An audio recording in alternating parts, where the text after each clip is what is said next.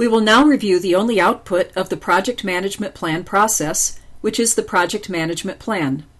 The project management plan describes, coordinates, and integrates all the plans for the subsidiary processes of the project into one summary plan. This may be only one document, but it contains quite a few elements. I'm going to read all of the elements that the PMBOK lists for this project, although we will not go into detail on them.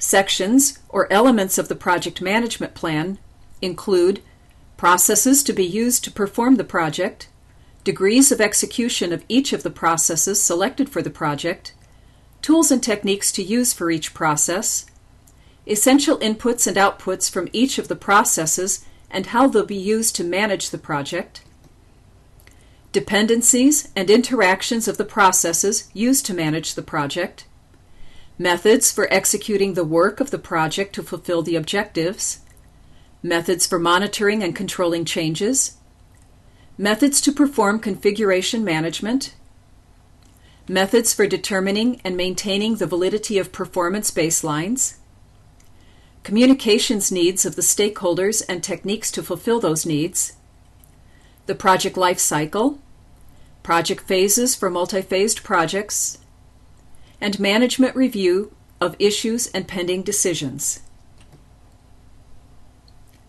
The subsidiary process plans are summarized into the project plan, and those include all of the knowledge areas, including the project scope management plan, schedule management plan, cost management plan, quality management plan, process improvement plan, staffing management plan, communications management plan, risk management plan, and the procurement management plan.